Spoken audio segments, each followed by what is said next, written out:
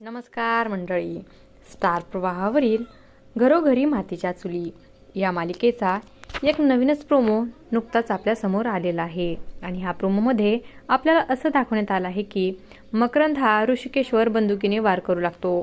तेव्हा तिथे जानकी येते आणि त्याला म्हणते की थांब मकरंद, मी तुझ्याशी लग्न करायला तयार आहे.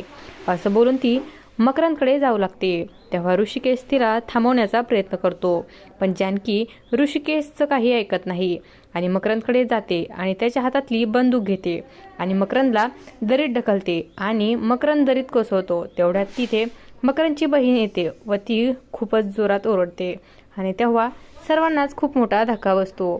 त्यानंतर आपण पाहतो की माया ऐश्वर्याला म्हणते की हे मंगळसूत्र जानकीच्या गळ्यात पडणारच आणि तेही माझ्या भावाच्या हाताने. आता पुढील येणाऱ्या भागामध्ये माया जानकीला आणि मकरंदला एकत्र आणण्यासाठी आणखीन कोणत्या थराला जाणार हे पाहणं खूपच रंजक ठरणार आहे.